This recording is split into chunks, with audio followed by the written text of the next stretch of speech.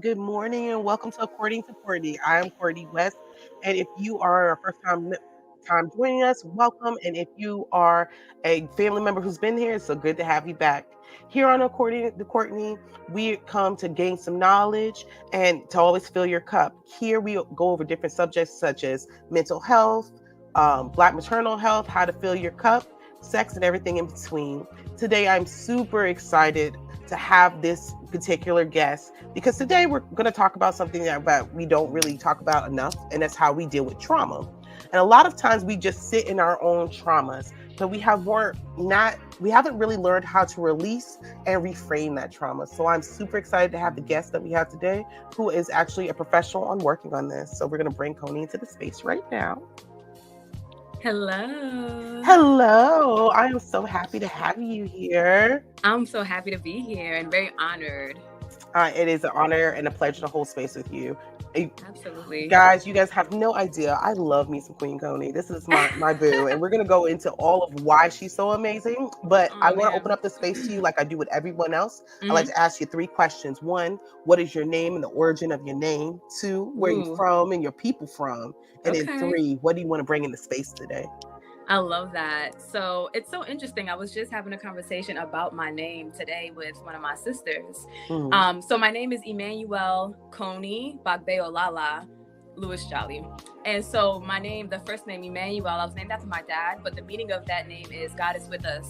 And then Koni is my middle name. I was named after my great grandmother, and Koni Bagbeolala means strong woman. And then the Lewis Jolly is just from my ancestral lineage from both my maternal and paternal side put together from the culture in West Africa. And so that's my name. That's my full name, but I go by Queen Koni. Yes. All my day ones and my family members, they know me as Koni, and I'm gonna get into that. I'm gonna get into that whole entire story because it fits right into the conversation, right? Perfect. And so where I'm from, I was born and raised in New York, Manhattan, New York. I went to high school and college in Virginia, and I've been in Florida for the last 8-9 years. But my family, my father's side of the family is from West Africa, Sierra Leone.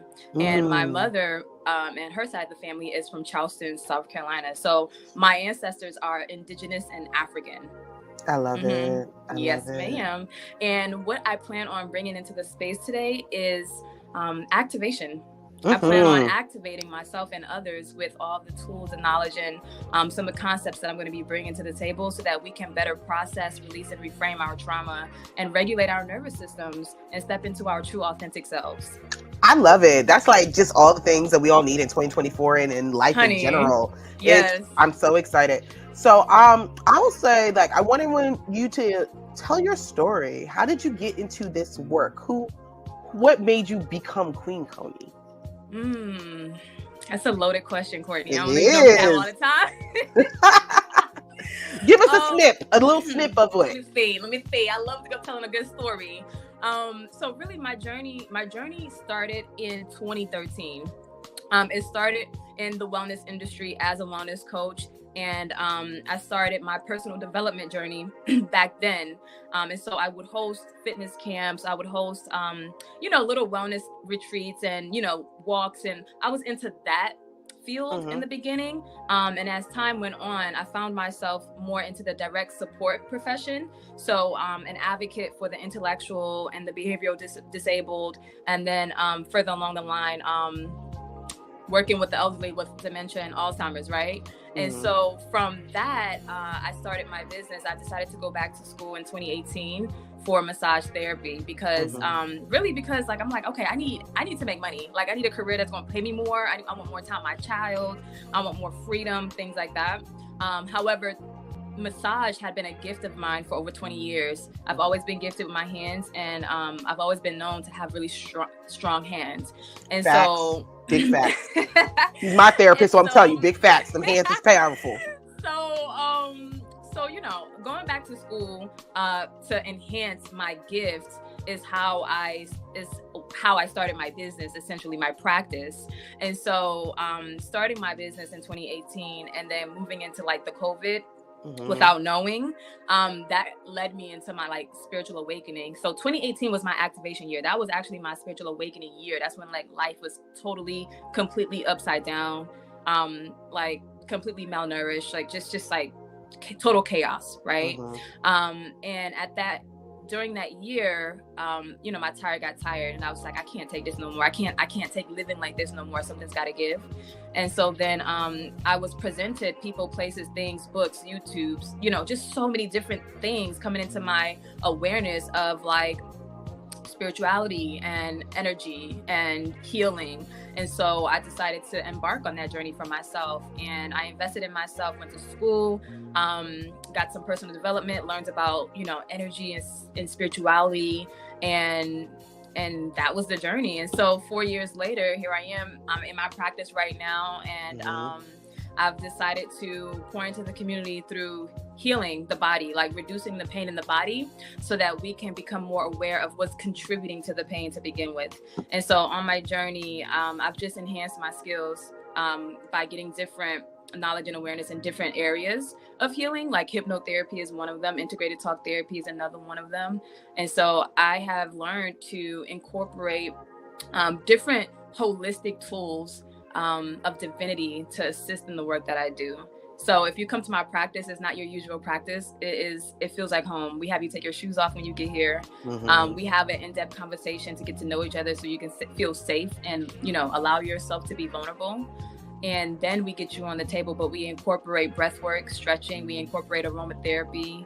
You know, we sage, we use incense. Like I said, we have crystals and colors and different things to activate energy clearing within your body and your chakra system, so that you can feel better, you know? And so that's my story in a nutshell. I've pivoted so much over the last 6 months. And you know what? As a facilitator of healing, I'm also healing, right? So like I'm healing others while I'm healing myself simultaneously.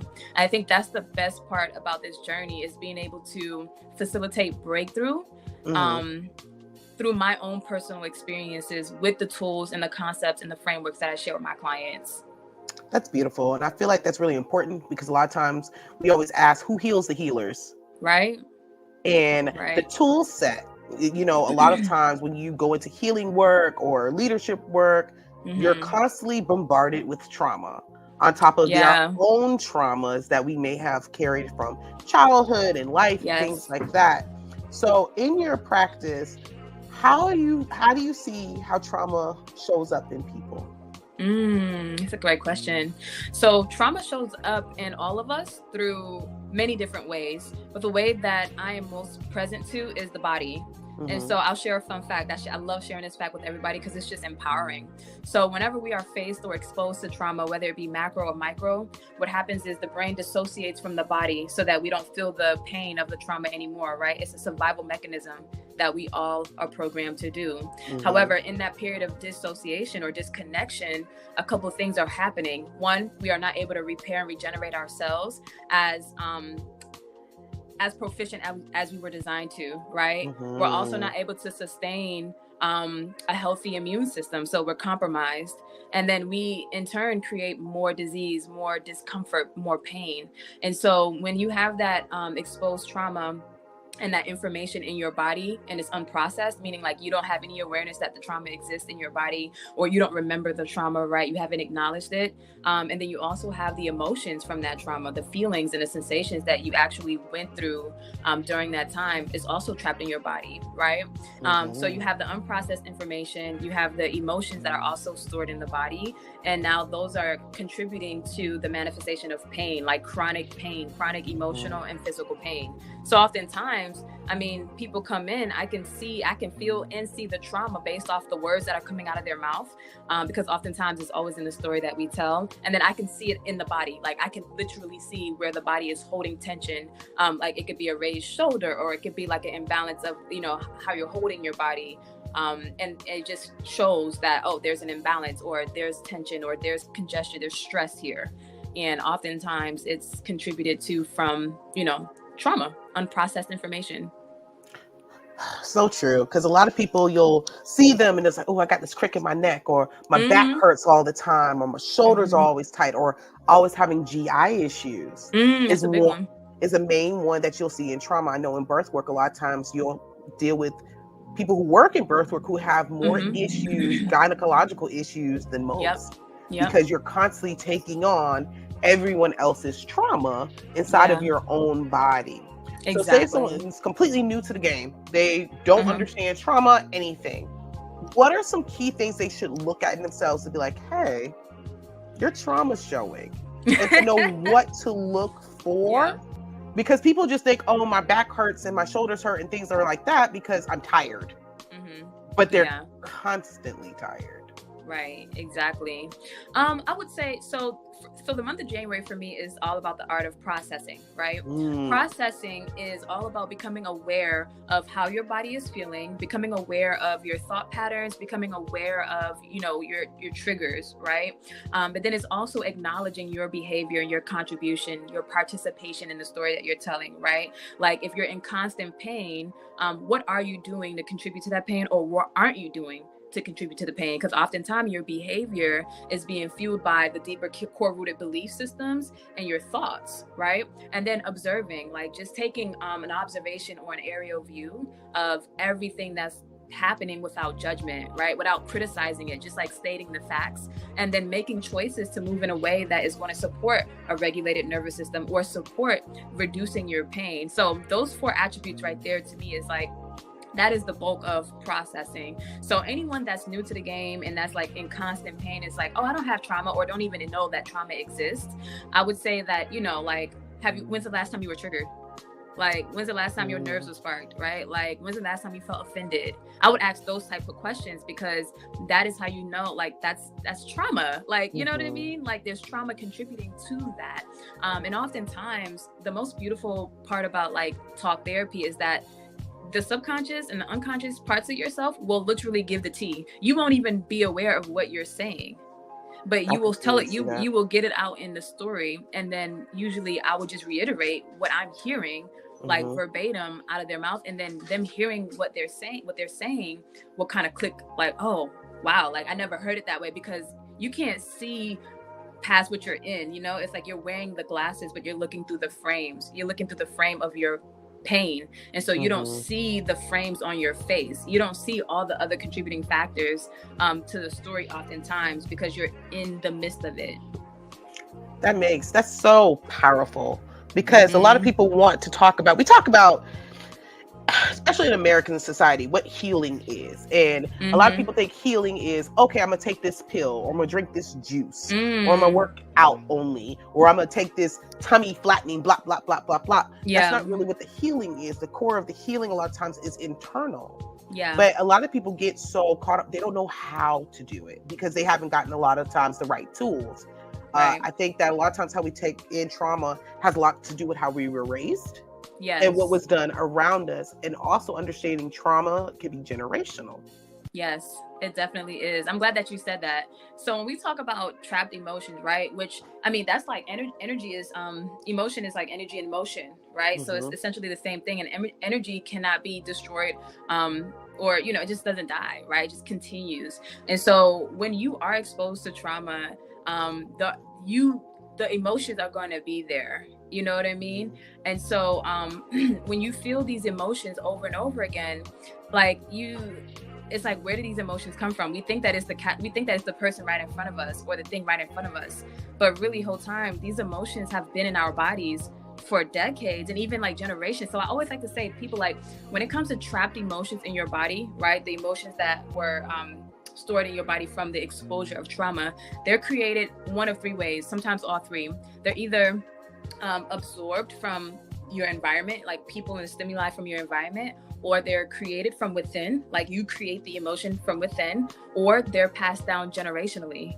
And so, think about our ancestors who never had the opportunity to heal their womb and the trauma that they experienced, because their lives were cut off short. What do we think happens to that energy? That energy gets passed down through our DNA. And so our babies are now born with automatic negative thought patterns.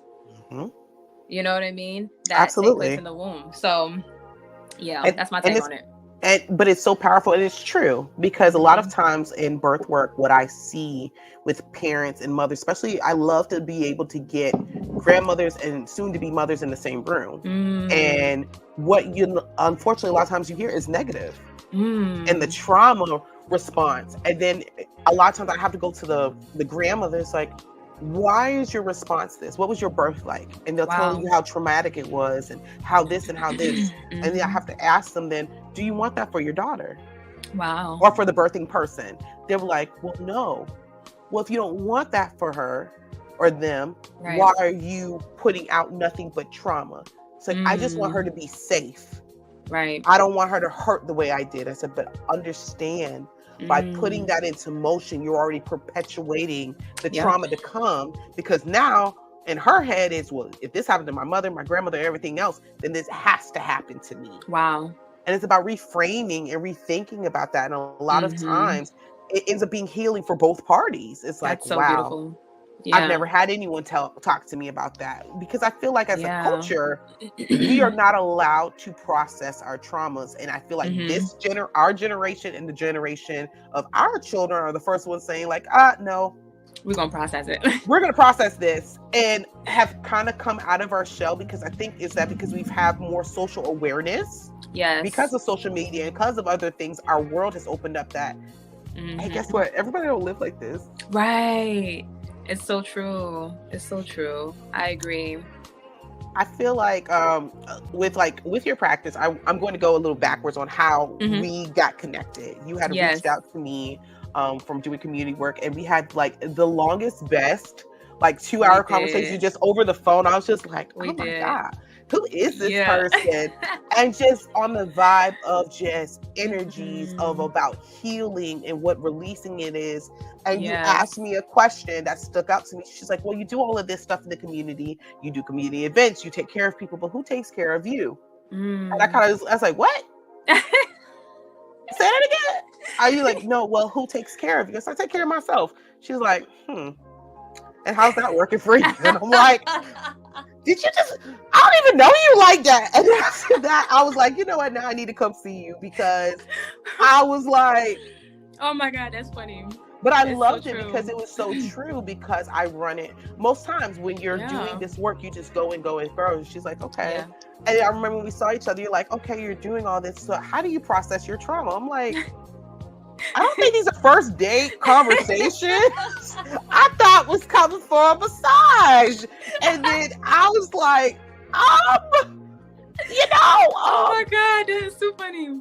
But it made me go back and really think about, well, how are you processing trauma? Right. How are you moving through things? And I had to look at myself. It's like, I don't. I will hold it.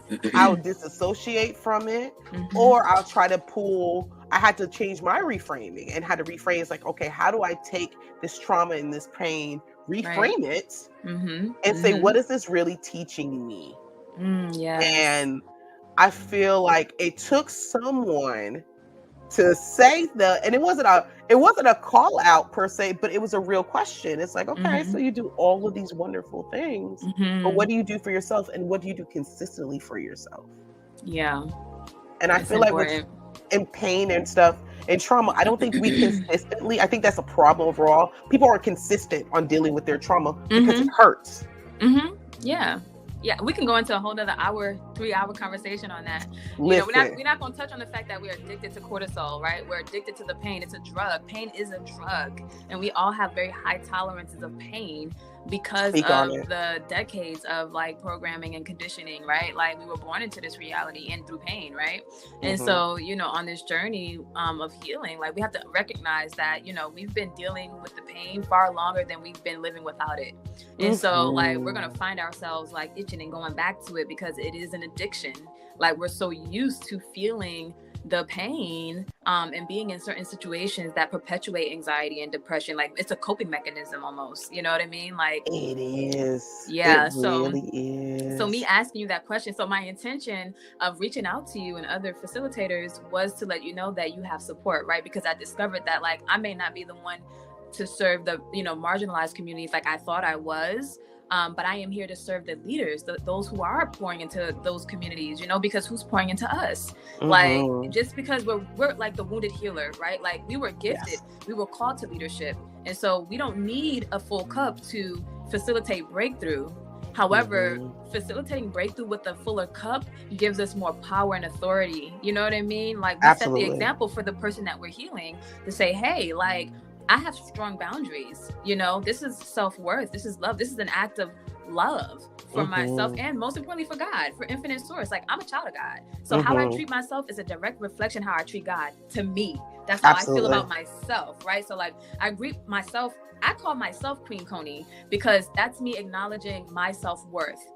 I am royalty, and I had to work on that, right? Like, I had to increase my self-love because for many years I didn't love myself. For many years I didn't accept myself, right? And so I'll go into the story with my name. This is like a beautiful like invitation.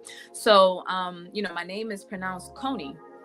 However, my sister, I don't know which sister it was, but my older sister was like, you know, she didn't like the pronunciation of my name. And so she started calling me Koni. And so like all my life, I grew up with like half my family calling me Koni and then half of them calling me Koni, right? But I became ashamed because of her projection of my name, I took on that projection and didn't like my name either, right? Without even knowing like the impact that my name held. And so, you know, I got made fun of in school, you know what I'm saying? Like, I positioned myself to feel rejection, to feel, you know, all the lower vibrations that came with that. And so I was like, oh, Koni is Koni. My name is Koni. I shied away from it until 2019. I met Jade, my partner in love, and you know, we're getting to know each other. So of course I'm letting her know what my name is, right? She knows that in school they're calling me Koni, but she's like, you know, what's your name? Like, and I'm like, my name is Koni. It's really pronounced Koni. And I told her the same story, and she was like, I like Koni. I actually love Koni better, and I'm gonna call you Koni. I'm not calling you Koni because Koni is your name. You know, your name, that's your grandmother's name. Like, and she really like activated me in that moment. I'm like, wow, like I didn't realize how much I didn't love myself in that moment because I was so ashamed of my name because of what somebody else felt about it.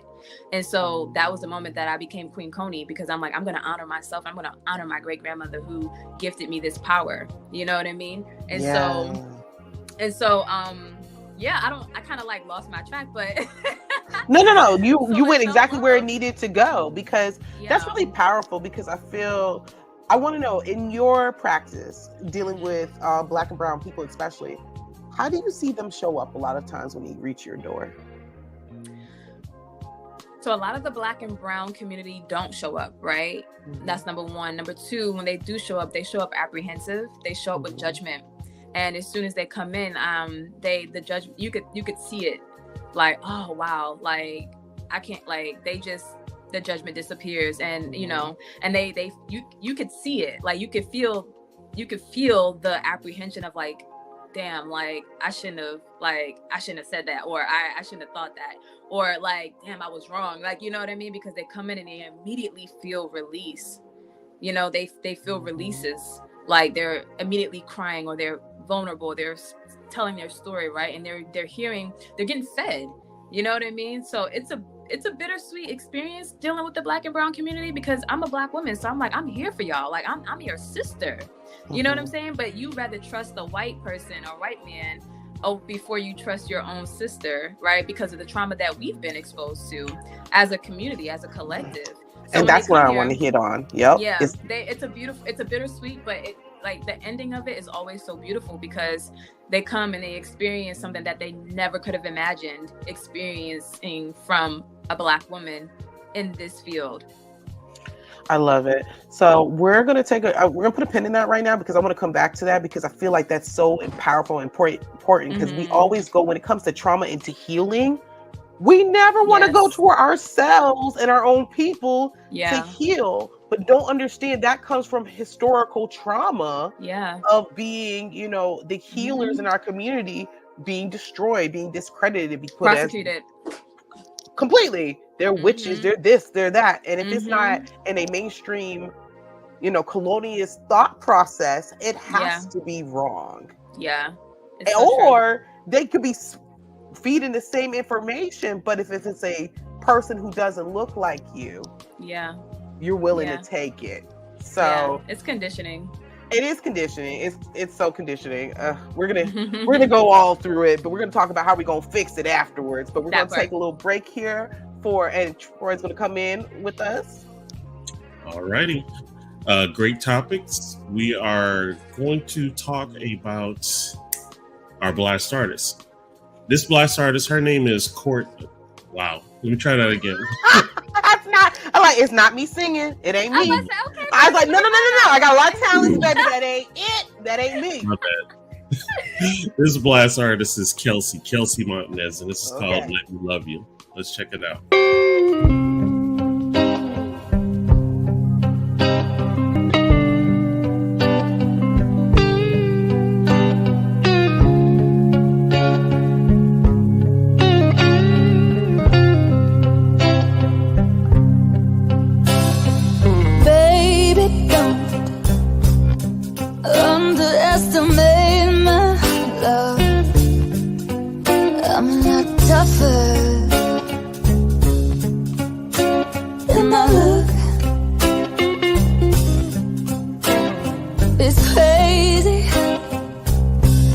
What they say about me, they say I'm strange and wild, but I let you read me like an open book. But only you, I might be tender, I might be soft, I might surprise you with how hard I go fight for your love. Baby, I want ya, I gotta have ya. Baby, I need ya. If you let me love you, honey, I can promise I only wanna please you. Baby, now do you feel me? Could I get any more real? Could I bear how I feel any more than this? If you want it, it won't be easy, but I promise, if you're honest, you're never gonna go a day without my love. Baby, if you want it, you gotta have it. Baby, if you need it, if I let you love me, you gotta promise you'll only love is sweetly. Baby, let me love you like you're mine. Hey, you're never gonna have to guess how I feel. Yes, honey, I'll always keep it real. Gonna tell you how I love you every day. Always gonna chase all the blues away. Baby, you're my red lip and my work shirt. Come on, give me a kiss, I don't gotta hurt. Never gonna lie, never gonna put you down. You know I'm never gonna run around. Baby, let me love you like you're mine. Yeah, baby, let me love you like you're mine. Hey, yeah, yeah.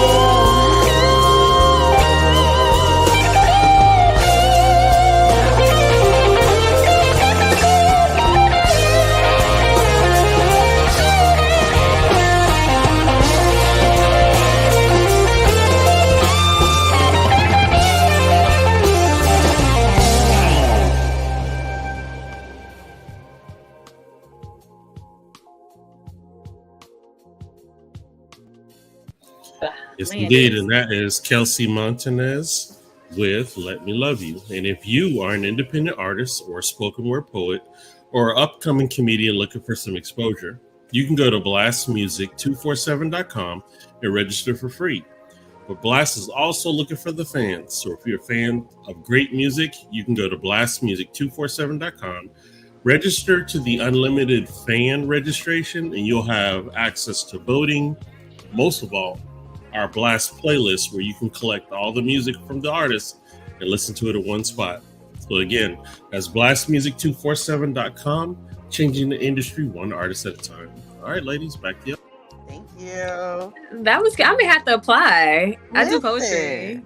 It's so much fun. I absolutely love being part of the Blast family, and we have such a great array of all types of people. And I can honestly say, part of my trauma healing was starting this podcast. It I really love that. was. I I love that. wanted to, and it was funny. We were gonna give, like, I love giving flowers, so most of my guests always Mhm. give them their flowers. So it's time to get yours. So Mhm. one of the reasons I started this podcast was doing the work with working with you, and so you were my. I tell people you're my untherapist because, and I say that because traditional therapy is a beautiful thing and It it's is. very helpful for a lot of people. But a Mhm. lot of times when you work in this industry and you work in the community, it's not a safe space to always Mm. be around the other therapists because then it changes the dynamic that you're seeing. And so for Ah. me, having an untherapist that I can get physical work for along with talk therapy and everything else was a better fit for me. I love that. And me doing that work made me really sit down when I was asked about doing a podcast. I had to really sit at myself because my first reaction to it was like, who would want to listen to me? No Mm. one's going to hear what I have to say. I'm not Wow. important enough to share what I think on these types Wow. of platforms, but I had to really recondition myself of like, that's a trauma response. Mhm. And it took a very amazing therapist that I knew and then working in sessions, things like, ooh, you Yeah. might need to really like look at that. So I, give you the flowers and give the things that one of the process of being here right now, having this platform and It's sharing this beautiful. platform for other people Yeah. was to heal, it was taking my own trauma and Mhm. refocusing it into something beautiful. That's so beautiful, Courtney. That is So so beautiful. Happy that you showed up in that light.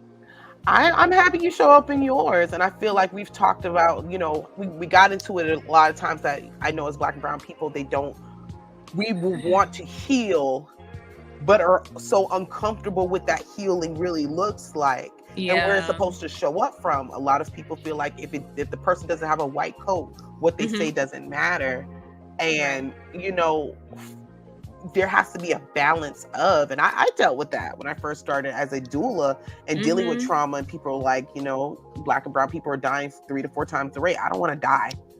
That's Right. the answer I get to many things. So why you want to doula? I don't want to die. Mm. I don't want to be even more traumatized. And I'm like, whoa, whoa, whoa. That's Let's real. reframe all of that. Let's start about how you want to live. Oh, I love that. And how do you want to bring your child into this world? Do you want to be brought into terror and trauma? Or do you want to be Mm. brought into love and acceptance? Because this is the most important moment of your life and this Wow. child's life. You're setting the tone and you're Mhm. palpating their lives by how they're brought Yeah. into it. And Yeah. so it's about that reframing. And I would love to hear, because I know you're so great about having people look at their trauma, but then Mhm. reframing that and refocusing that trauma. Yeah, that is so beautiful. So I used to identify myself as a non-traditional therapist, right? Because I'm not in a traditional setting, yet I am doing therapy. Like let's face it, like you're making breakthroughs with me, the same breakthroughs that you would make in a traditional setting, right? But then I start to realize like, well, I'm not non-traditional because everything that I do is of my tradition, like my ancestors, so it's Right. traditional. So I dropped that whole thing and I'm like, you know what? I don't need no titles. Like I'm Queen Koni and I'm an intuitive self-help guide. I help lead you back to your own power and your own higher self. Mhm. And so when it comes to like, when we talk about reframing your trauma, I think the most important thing to know is like vulnerability is key. Like Mhm. feeling safe, allowing yourself to feel safe to look at the darker side, like to really like Mhm. go back to the things that you've been suppressing is really that's the key to reframing your trauma. Like if you don't know something exists, then there can't be any change. And so when we talk about reframing, as you just did in hypnotherapy, we focus on life without the problem. So instead of focusing on like, do you want to, do you want to experience trauma, or like, do you want to experience love and acceptance? Like that's Mhm. the focus, right? It's just like reframing it because there are more options. There's more options to the story that we're telling. Mhm. And people don't know that at first because you're in it. You're just in it, and so it helps to be given that perspective, or many perspectives, that hey, you can think about it this way. Like you can shift your perspective and look at it from this angle. And from there, that's when the breakthrough comes, because people are giving themselves more options when you Mhm. are reframing your trauma. That's so beautiful and so true. So if you have Mhm. a person who is new to the game, they know that they're feeling lots of pain, physical things like that, and they recognize that they have trauma. but they're not sure how to tap into it. What are some key ways that you would say, just even a list of how do I even realize what my trauma is so I know what to reframe? I love that. So I always give people this tool. It's called the 4 Pillars of Alchemy, AAOC, and it's the system that I briefly spoke about earlier. So you just become aware of what you're feeling in your body, right? Like just like become aware of the fact that you feel some type of way. Like you feel a way, it's okay. Just admit it, and then acknowledge your participation. What led you to feeling some type of way? Did you answer that phone call? Was a boundary crossed? Like, did you not take care of yourself, nourish yourself? Did you not eat? Or, are you not getting enough sleep? Like, acknowledge your participation. And then you are going to observe all the contributing factors. Like, just state all of what's going on without criticism. Like, it's okay if somebody hurt your feelings. Just state the fact that they hurt your feelings, whatever. And then after you have all the information, you are now going to, choose how you want to move forward, right? Like you're going to be able to see so much more options after you take yourself through that process, and then you'll choose something that you can implement immediately. Like it has to be practical, it has to be very simple, something that is in alignment with how you want to feel, or something that's going to support a regulated nervous system, and then you do it immediately. What is that sounds beautiful. And that's so true. What is something little? If someone's starting on their journey of like, okay, I want to work on myself every day. What is something little that you could just start with? I love that. So I recommend to everybody, like, as soon as you open your eyes in the morning, you should be giving honor for yourself. Like, pour into yourself in the way that you pour into others. So before you pour into somebody else, like your children, your husband, the emails, your phone, whatever, pour into yourself first. That could look like opening your eyes and thinking. You don't even need words. You can think, infinite source, I thank you for me. Thank you for allowing me to wake up in a fully functional body and in my right mind. Thank you for the strength. Thank you for the chance to be better than I was yesterday. That something as simple as that is going to change your life tremendously. Even in the moments of dysregulation where like you really don't feel it, right? I've been moving through that the last week, but those words and that intention alone will allow you to get up out of bed. Even if it's just getting up out of bed and not holding and not judging yourself. If you can't take a shower today, that's okay. Don't take a shower today. If today you're not okay, it's okay. Don't be okay today. You know what I mean? Allow yourself to feel how you feel, but also know that you have an option to move forward when you're ready. And I think having that is very powerful for me personally. So I tell that to anybody. What you just said was so powerful, because what I took and heard from that is like, it's okay to forgive yourself. It's okay to give yourself grace. Yes. It's okay not to be okay, but that you can move through it in your time, but to give yourself that space to feel it. And I feel like that's how we're not perpetuating the trauma is, ooh, this hurt my feelings. Ooh, this really hurt me. Let me explore it. Let me look at it. Let me gauge it. Is it that it hurt my feelings because it's someone I care for? Is it that I hurt my feelings because I ain't eat nothing today and now I'm seeing it and I feel some kind of way? What is it? And then be able to release it, move through it, and then reframe it. Yeah. Now, what I will say is that when it comes to like processing, releasing, and reframing, you can't do it by yourself. That's another thing. We have this independence, right? Like we're going to do it alone. We're going to suffer alone. We're going to do everything alone. And that's just like not the truth. Like you need tools. You need community. You need natural resources to assist your body in processing the trauma, releasing the emotions from it, and then reframing it. Those are 3 different aspects. And then there's the embodiment, right? So I want to touch on this really quickly. So for anybody that's new to the journey, or if you're already on the journey, it's good to just know this information. You can process information all day long.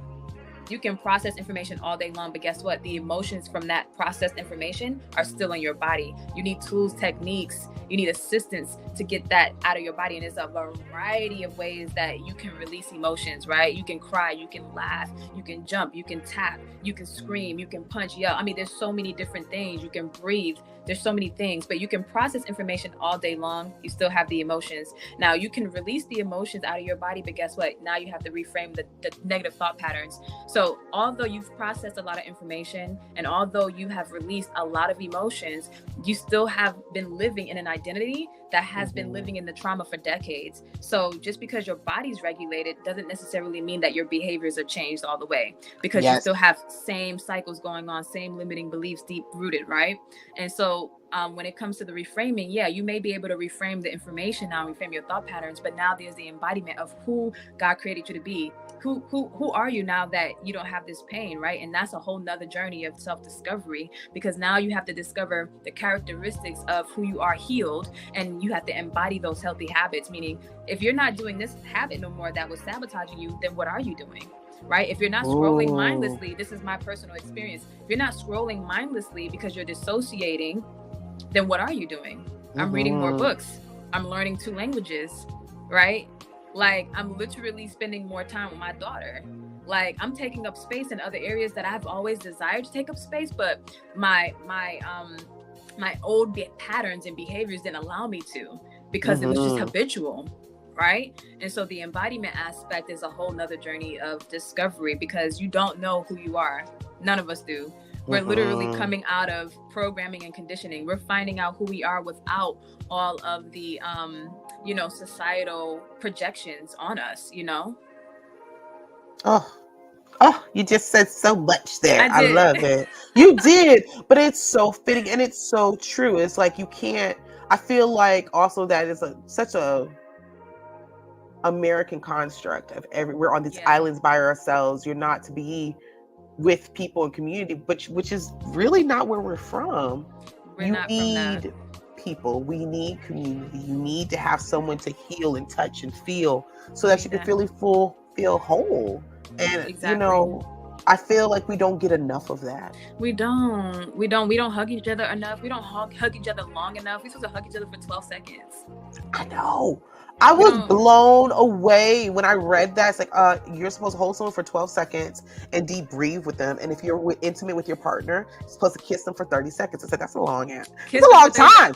That's a long time. Like, why I gotta suck your face this long? But I had to learn what it was the breathing and to looking at someone, because how it was put to me, because I read this book, it was on burnout. And it was like, when you're holding your partner that close, you're only going to be that close with someone that you truly love and feel safe with. Yeah. And so take that time to breathe them in, to let them hold you and to kiss you for 30 seconds. And so I know even with my own partner, he said something to me about it. It's like, wow, you hold me so much longer. You kiss me so much longer. I really like that. Yeah. I was like, because it's a reconnecting, it's a healing piece of it, and a safety piece of it. And it's just it's learning. We don't know. I didn't know that. Right. I hadn't seen that. I wasn't raised with that. My family, like, we hugged and we kissed and we held, but our grandmother did that. My grandmother was a holder and kisser. But she did that because it was learning, because she never touched or held her children or kissed them or told them she loved them. Oh, wow. She didn't do that until she had grandchildren. Wow. And I asked her about it. I said, why don't you? I said, Mommy, why you always tell me you love me, but I don't see you say it to everyone else? She's like, well, when I was raised, my parents never told me they loved me. They showed me they loved me. I said, what did that look like? She's like, hard work. There's food on the table. You had clean clothes. They sew my clothes. They do my hair. So real. I said, but that's not. I said, but Mommy, that's what you're supposed to do. You're supposed to. I'm your child. You're supposed to do my hair. You're supposed to feed me. You're supposed to do those things. I said, but to love someone is to hold someone. Yeah. And I learned as a young kid. She said, so you tell me you want me to hold you more? I'm like, yes. Yes, I want you to hold me more.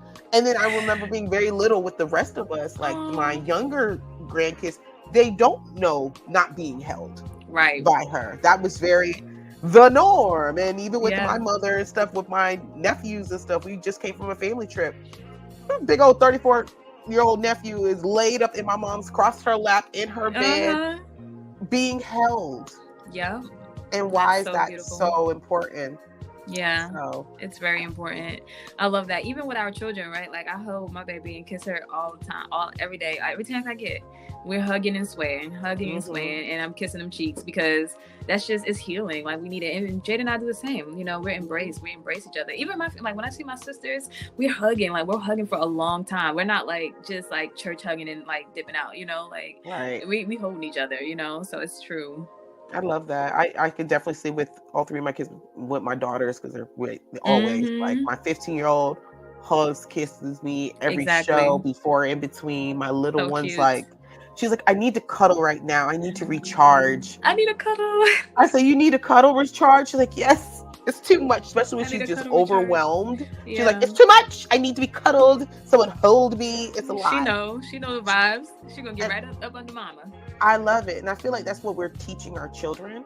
So when they're Yeah. feeling something and the traumas are coming or things are like that, it's like we are implementing into them the tools that it's okay. It's okay. We're here for you. Yes. And we're going to run through it together. And you know, that's how we make change. Yeah. I'm so happy you were here with us today. I want everyone to know Likewise. if they're loving the vibe, they're like, oh my God, Queen Koni is everything. I need this in my life. How do people find you? On IG, Queen_Koni LJH. You will find me. You will find all of my links, all of my offerings. My page is a representation of my life's experience, and so you'll see a bunch of quotes on there that come from my diaries and my experiences on the journey of healing. And so I'm stepping into my authentic self and just sharing more of my words, because that's my gift, is facilitating breakthrough via storytelling. I think sharing my personal experiences is what gives me the authority, right? Because people can relate. And when people can relate, they can feel vulnerable. And when they can feel vulnerable, now you're open to receiving the healing. You're open to receiving all of the information and the stimuli that's going to support you being regulated, right? And I always tell people, like, you know, pain is inevitable.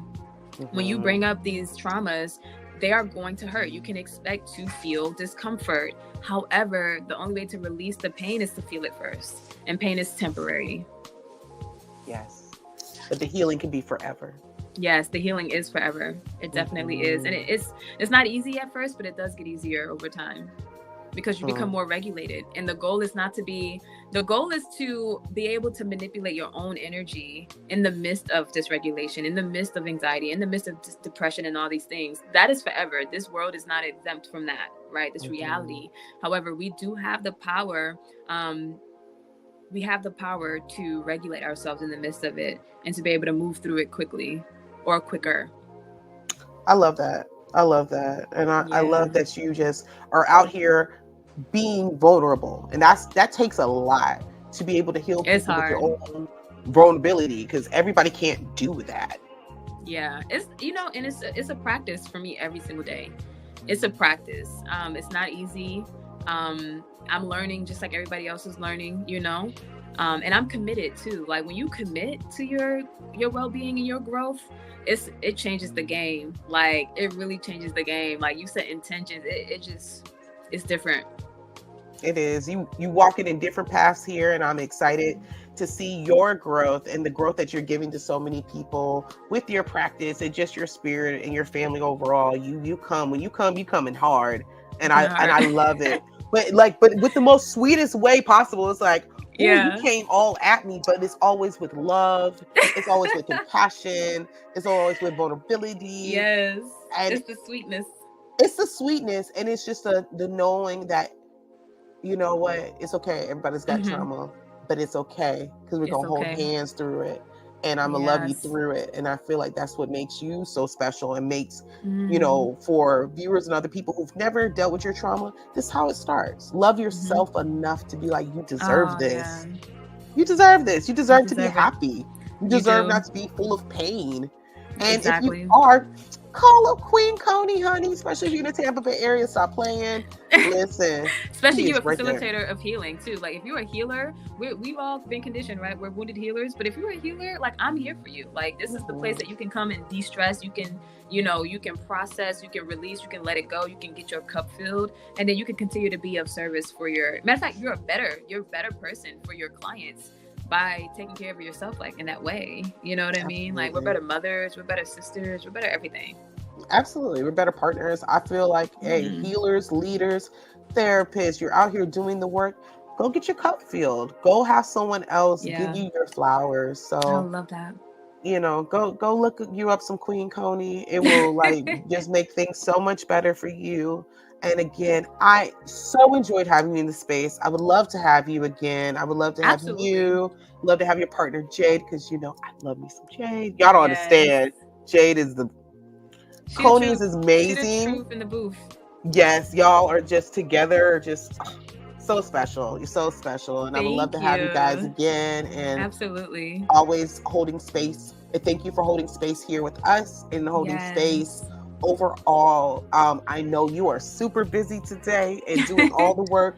So, we're going to cut it a little short today, not forever, for just this time. But again, you always are welcome on According to Courtney. Oh, it's such an honor. Thank you for having me. I love you so much. You already know how I feel about you. And we shall do this again. Absolutely. Not goodbye and just until another time, okay? Love And that. so for my viewers, know that you are loved, you are special, and you are amazing. Remember to fill your cup, because if you're not filling your cup, who else is going to fill it? And if you need help, come every Saturday at 10 a.m. and know that I'm here to help you fill your cup. So thank you. Yay. Until next time, you guys take care, okay? Peace. Bye, you guys.